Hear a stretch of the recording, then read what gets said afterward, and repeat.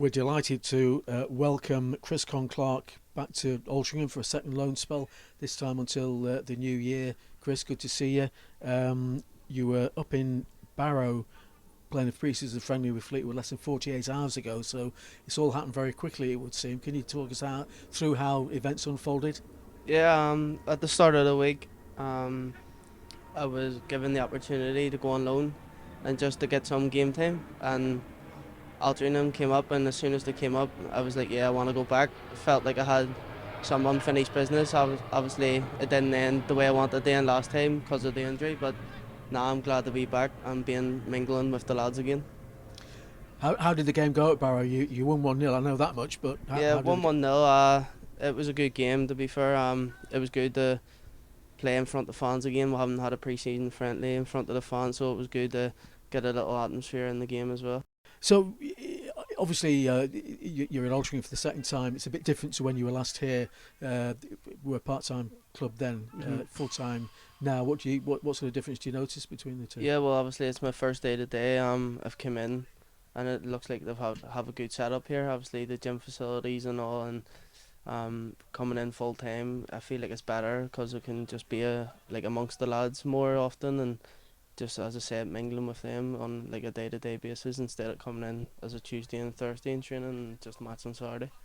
I was just saying the first time it would just be Tuesday and Thursday. Did you manage to get some training in with Fleetwood during the day last Yeah, time? I would have trained with them and like most days in the morning, and then trained with Altrincham at the night.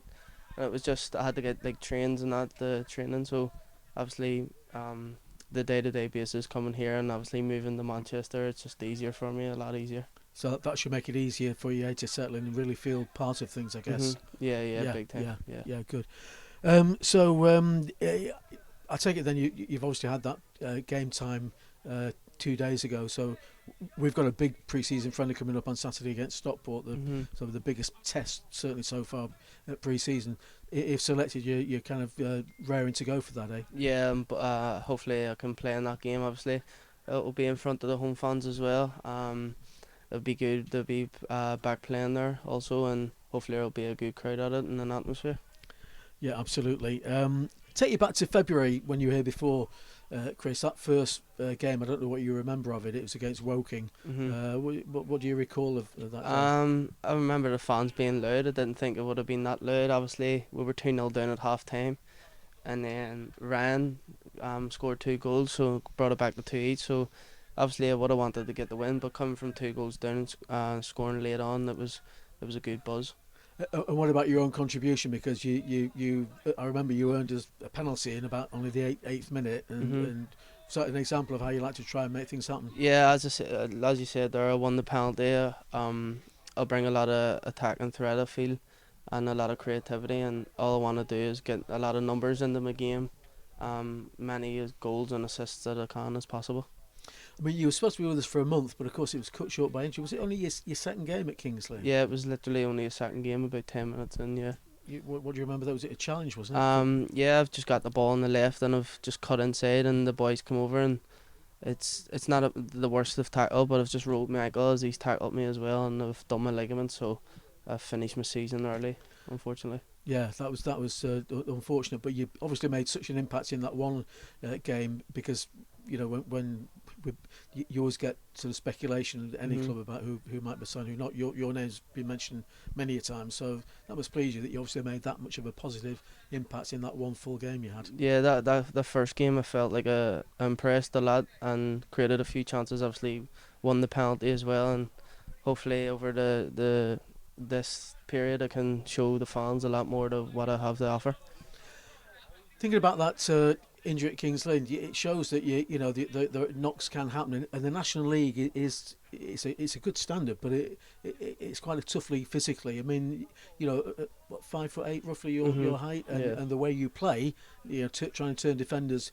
Is that something that concerns you, or are you always happy to be on the ball? No, I've always been one of the smaller lads in my career. Obviously, I'm used to getting knocks and kicks all over the show, so hopefully I don't have a serious injury this time, and I can play the full long night, and as I said, show the fans what I can do. Yeah, I mean, have you had that in your career? Somebody thinking this lad's got a bit about him. sort him out Yeah. and basically trying to kick you out of the game. Yeah, you'll get that all the time. Defenders nowadays, they know what they're doing.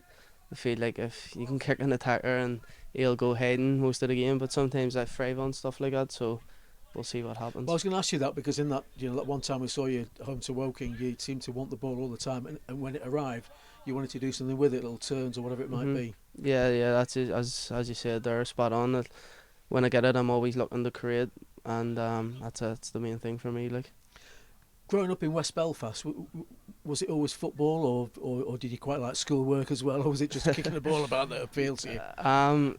Let's just say I went to school, but I didn't. It was just normally football for me. I just loved football. Like I would come home from school, go out and play football on the street by myself at any time I wanted, and obviously trained with teams over there. So it was just mainly football for me. Kick a ball against the wall if need be, if there's no one else to play with. Anything, hitting it against lampposts, anything. What sort of age do you remember joining a team? So I joined my first team, which were called Immaculata, at the age of 8, and then ended up moving to a team called Linfield when I was 10, which is like one of the better teams in Ireland, and then going to Glentoran. You've been described variously as a winger or an attacking midfield player or number 10 role or whatever. I mean, back when you started out, were you more of a winger? Yeah, I was always a winger. Yeah, Right. I was always an attacking player. Like, and recently I've went more into the centre role as the number 10 or even like a false 9 sort of. But anywhere in attacking is where I like to play. Like, what would you describe as your best position? Do you think is there such a thing? Or I would say a number 10 because I can float about the pitch and get the ball as much as I can. Like, yeah, and an eye for goal as well. So you yeah, played up front as well, haven't you? yeah. I like the score now goal. Let's just say. Yeah, absolutely. Yeah, that's good. I mean, was there a moment when it dawned on you that never mind kicking the ball against the lamppost, it dawned on you that you could actually take players on and beat them and make things happen? I wouldn't say there was an exact moment, but ever since I was young, as I said, started at 8, I was always like, even in the school playground, I was always like taking 8, 9 players on at the time. So I was always like, yeah, this is what I want to do. I don't want to be a defender and tackle, Yeah. so I wanted to, as I say, have a bit of flair about me always. So always a confident lad then, would you say? Yeah, with the ball at your feet. Yeah.